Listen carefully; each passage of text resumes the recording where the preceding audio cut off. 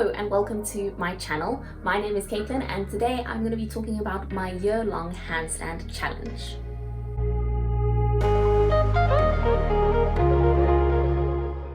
So in 2020, I decided to challenge myself to do a handstand every single day for 366 days. This all started in January of 2020, on the 1st of January actually. I had been wanting to kind of work on my handstands and dedicate some proper time to improving my skills and my technique with handstands for quite a long time, but I hadn't actually really committed to it before. But in 2020, I decided that I actually wanted to make that year the year that I would actually focus on my handstands and really try and improve them. So somewhat spontaneously on the 1st of January, I decided that instead of this just making it like a random New Year's resolution of, oh, work on your handstands more, I decided that I would actually make it into a challenge where I would challenge myself to do at least one handstand every single day of the year from the 1st of January to the 31st of December. So that is exactly what I did. I also decided with this challenge to post on my Instagram stories every single day that I did the handstands. This was mostly to keep track of my progress and to make sure I was actually doing the handstands every day. And it was also a good sense of accountability for me by putting myself out there, knowing that people who follow me on Instagram were seeing that this was a challenge that I was doing, made me feel that extra sense of accountability, not just to myself but to everyone else, and really encouraged me to keep posting and to keep doing the handstands every single day, even when I did not necessarily feel like it. So I also did, in addition to posting on my stories every day, I did monthly recaps on my Instagram where I talked a little bit about what improvements I had seen each month, what sort of drills I was doing, and what were my weaknesses and what I was struggling with that month. So if you are interested in seeing either the stories or those posts, I will link my Instagram down in the description below, so you can go check that out if you are interested, and then give me a follow while you're there anyway. So yeah, that was the whole challenge. So what I want to do in this video is I basically want to kind of run through each of the months from January to December and just talk a little bit about how I progressed through the challenge, what my experience with it was like, and then at the end give kind of a recap of how it all went and my final thoughts on it. Oh, also, if you see me looking down at any point during the video, I do have some notes that I've written down just so that I can remember everything, because it was a whole year, so I had to remind myself of what was happening all the way back in January. So if I'm looking down at any point, that is why. So starting off in January, when I first started this challenge in January, I could not get into a handstand by myself. I needed someone to kind of help me get into the handstand position. I could not hold the handstand for very long. My technique was really not great at all. My hands were too wide and I was very unstable. I could not hold my balance away from the wall or away from someone to support me. So that was kind of my starting point. It was very, very basic level of handstands. And in January, the main focus for me was just on building up some more strength in my shoulders and my arms and being able to kind of hold myself with a bit more stability on my hands. At this point, I was not working too much on getting away from the wall or really finding the balance away from the wall. I was just focusing more so on building that strength in my arms that I was lacking. Also in January, I did attend a handstand class, and the reason that I wanted to attend this handstand class was because I really wanted to kind of fix any issues with my technique at the very beginning while I was still learning, so that they didn't become major problems later on. And I would really, really recommend this to anyone who's wanting to start a handstand challenge or a handstand journey of their own is really, if you can do an in-person class, I would really recommend doing an in-person class. But even there's some great online classes and people that like post videos giving like handstand tips on YouTube as well. So I would really recommend that you go either to an in-person class or look that up, so that you're starting with the correct foundation and the right technique, because it can be really difficult to try and like go backwards, like once you've like learned with the incorrect technique, to then go back and like try and fix that because you found your balance in a position that's not necessarily correct, and then when you want to progress to something more advanced you can't because you don't have that good technical foundation. So I would highly recommend that for anyone. I did my first handstand class in January and I really enjoyed it. I would have loved to do more classes throughout the year, except unfortunately with the whole pandemic situation that wasn't really possible for me, but I did manage to squeeze in a few at the beginning of the year and a few at the end of the year. So that was really lucky for me. Then in February, it was kind of more of the same. I was still mostly working against the wall or with someone to spot me. I am very, very lucky that my mom and my boyfriend were able to help me so much throughout this challenge, because with handstands, it is really, really nice if you can have another person that's there to help spot you and help like guide you with your handstands. I am exceptionally lucky because my mom is actually a pole instructor and a fitness and yoga instructor. So although she's not like specialized in handstand, she does know a lot. So she was a really, really great resource for me, and having her there was really helpful. But even just my boyfriend, who like knows nothing about handstands, it was really nice to have him there when my mom like wasn't available, so that he was able to spot me, helping get up into the handstands when I wasn't able to get up by myself, and also helping me find my balance away from the wall. So that's another thing that I would recommend. If you have someone that you can work with as a spot, I would very much recommend that. I did another handstand class in February, again just trying to instill those good habits and build that correct technique at the very beginning.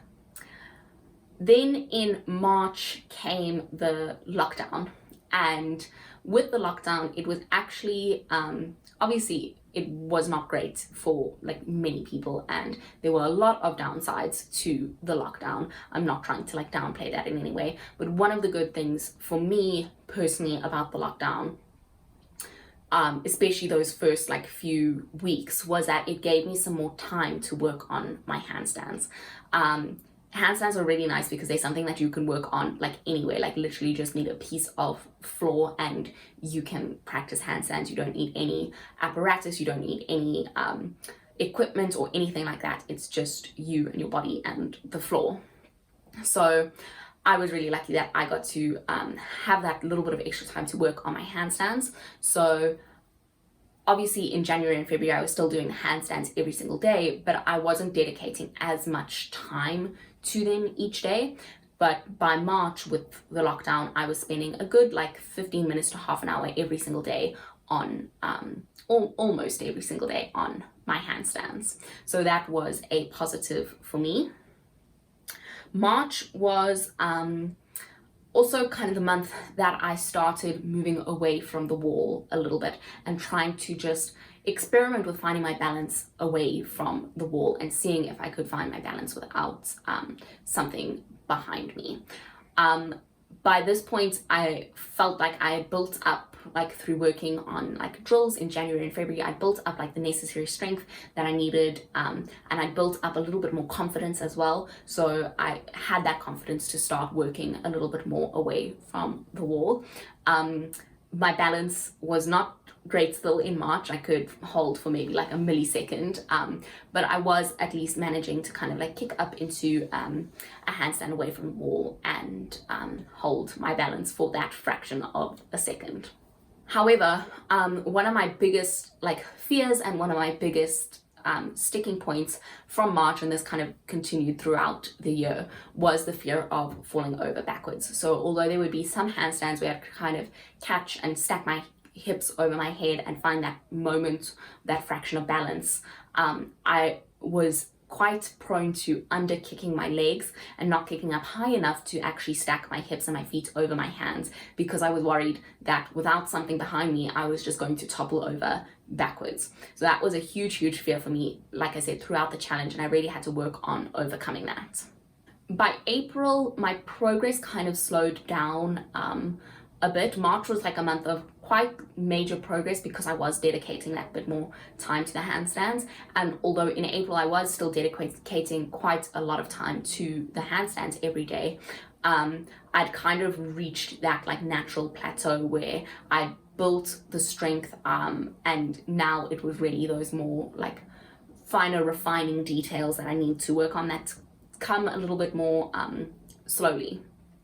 And that is like perfectly natural. Like progress can't always be at like an exponential rate. So if you like doing a handstand challenge or handstand journey of your own and you notice that your progress slows, like it doesn't necessarily mean that what you're doing is wrong or that it's not working. It's just that's how life goes sometimes. Sometimes you'll progress pretty quickly, and then sometimes there'll be moments of plateau when progress slows.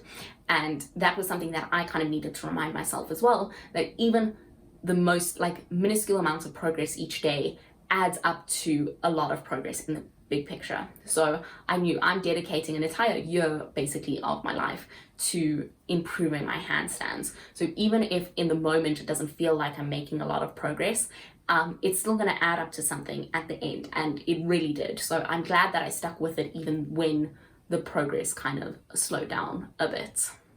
Also in April, I started really focusing a lot more on kicking up with my right leg. So I have a spinal cord injury that occurred in 2016. So yeah, almost 5 years ago now. And because of that spinal cord injury, I have muscular weakness on the whole right side of my body, but particularly in my right leg.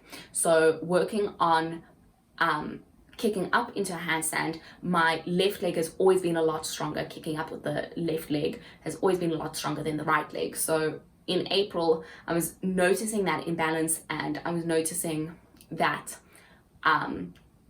or I was kind of realizing that if I was only training with kicking up with my left leg was only going to continue getting stronger than my right leg. So I really started to try focus on kicking up with my right leg in order to make sure that I was at least attempting to be somewhat balanced on both sides. So May was kind of more of the same, working on trying to find my balance away from the wall, still working on that fear of falling over backwards, and working on kicking up on both sides to get my hips fully stacked over my hips and my feet fully stacked over my head. And then in June, I started noticing some rotation in my torso. So basically when I was in the handstand, instead of like being completely straight and completely dead on, there was like some rotation at my shoulders and in my torso and a little bit in my hips as well. That meant I was kind of going just slightly into a little bit of a corkscrew shape. So June, I spent a lot of time working with my mom in particular, using her feedback to try and correct that positioning. And this is something that I'm really glad I picked up on at that point, because I feel like it could have had quite a like detrimental impact if I let it go on longer. So I'm glad that I actually picked that up. And I think one of the reasons was because I was posting the like pictures on my handstands onto my Instagram stories. So every day I would like take a video, and then I would have to go review that video, take a screenshot to post on my stories. So it was through viewing that I actually realized that this rotation was happening. So again, another piece of advice, if you are trying to work on your handstands yourself, take videos of yourself and look at them, especially if you don't have another person that's able to give you feedback. I'm very lucky that I had both. I had the videos and I had my mom there to like give me feedback. But if you are like alone and you don't have that other person, especially if you take a video, then kind of like go back, look at it, see what you were doing, because it can often be hard to remember. You're like upside down, you're focusing on so many things at once. You don't always realize what you're doing in the moment, but when you go back and like kind of review the video, you can see, oh, that's what I was doing, these are the corrections that I need to make, and this is what I need to work on next time. Then in July, I hit a huge milestone, and one of my goals, I was able to kick up from the floor for the very first time. So kind of by like February, I was able to get up into the handstand by myself and able to kick up into it, but I was always going from a position of standing upright, then bringing my hands down and using that momentum to kind of kick up into the handstand. Whereas in July, I had for the first time from my hands and my feet on the floor, kicking up into a handstand. So that was a really major like milestone and achievement for me, and it just motivated me so much more to kind of keep on going. Unfortunately, the kicking up from the floor was not very consistent at that point. I kind of got it once and I was like so happy with myself, and then I tried again immediately and just didn't get it the next time. So that was something that I carried on working on, and some days I would get it and some days I wouldn't, but I kind of from that first time knew that I had the capability in me and I was able to do it. So that was really like motivating for me. August and September were pretty much more of the same. Just training my handstands every day, doing the drills. I was trying to get build up the amount of time that I was spending on my hands, still working on overcoming that fear of falling backwards, still working on kicking up with enough force to get my hips and my feet stacked over my hands. And then by October, I actually started using a crash mat, and I honestly really wish that I had started doing this much sooner. But in October, I realized that we had a spare mattress, and that spare mattress was in like the space that I used for like practicing my handstands. It was just being stored there, and I kind of thought to myself, well, I can put this mattress down and then I can do my handstand in front of it, and if I fall over backwards, then I won't injure myself or hurt myself, I'll just land on this soft mattress. And that was a huge game changer for me. And in October, with using this like mattress underneath me, I was able to really work so much more on kicking up to the stacked position, because I wasn't fearful of over kicking, because I knew if I fell over backwards, I would just land like on the mattress and I would be fine. I wouldn't like injure myself or hurt myself or anything like that. So it gave me the opportunity to train my handstands without a wall behind me to catch me and without a person behind me to catch me. So I was still having to learn that control and try and find that balance. But in the event that I did fall over backwards, again, I wasn't going to injure myself. So that's something that I would really recommend if you have something that you can use, an old mattress or anything like that that you can use as a crash mat, or even just like doing your handstands near a soft surface. That is really helpful. So in November, I continued training with the crash mattress, and I also started working more on my cartwheel exit.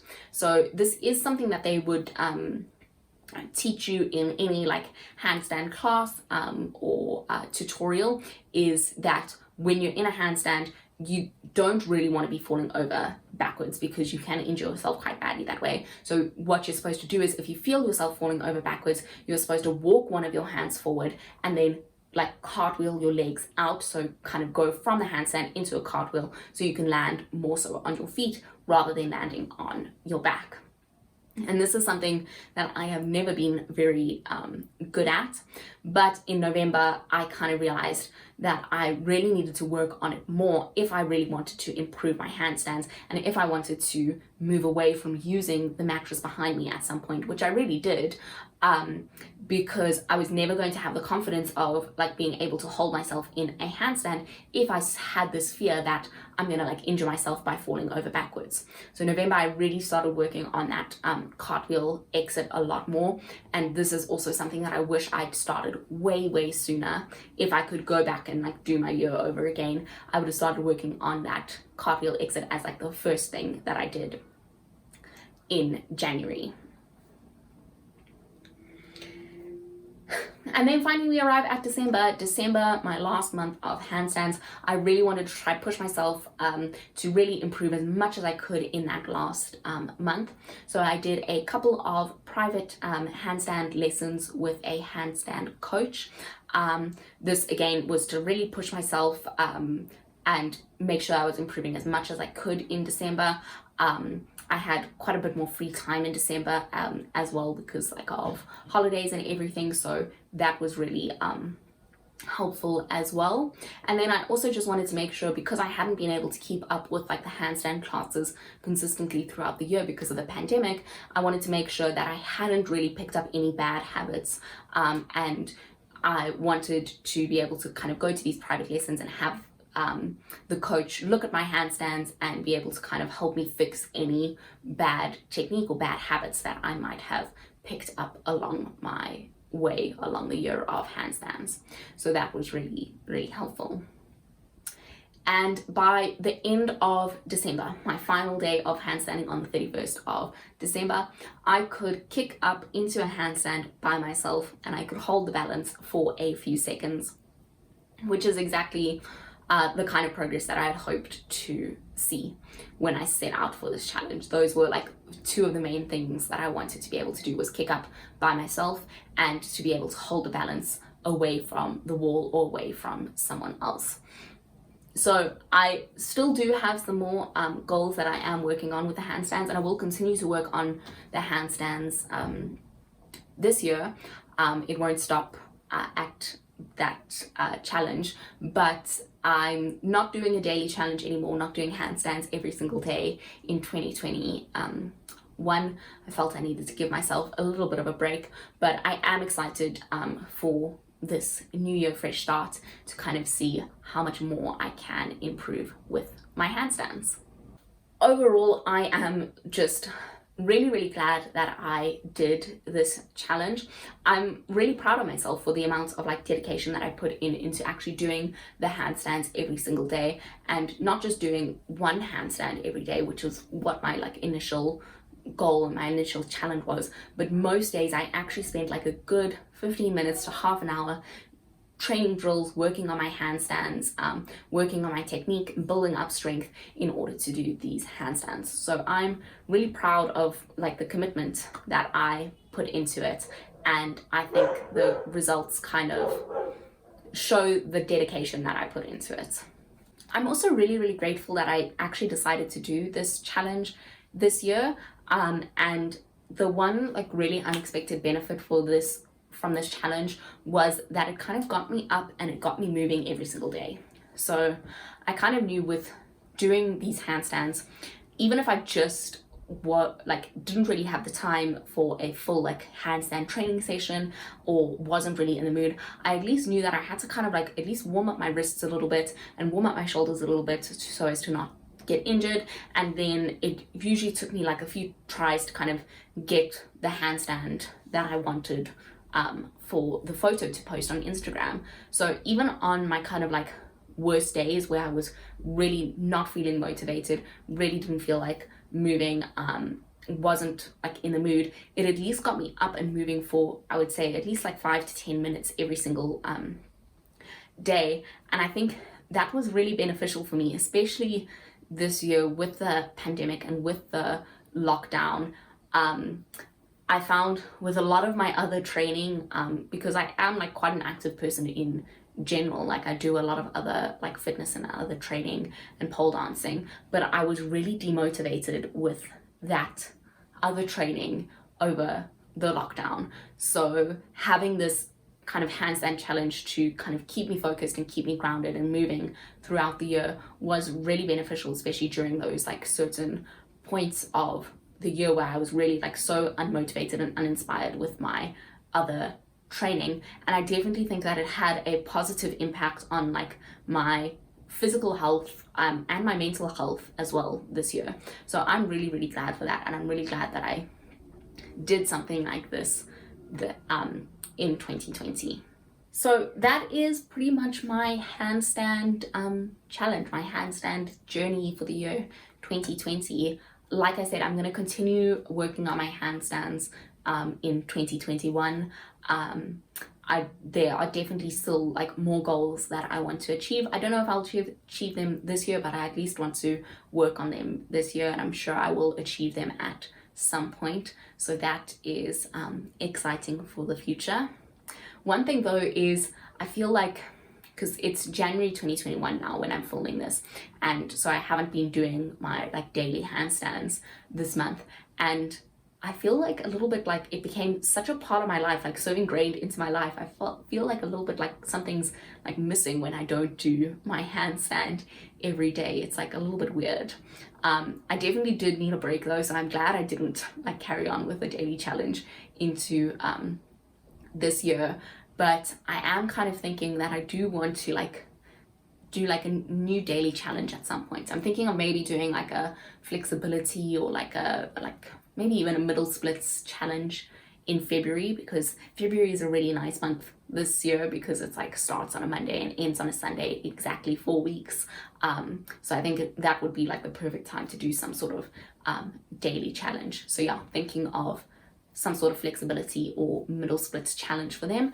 And then I also think that I'm gonna do like monthly handstand challenges. So instead of like for the whole year doing a handstand every single day, just doing a handstand every single day for a month at a time. And I think that might be like a nice way to refocus and rededicate myself to my handstand training.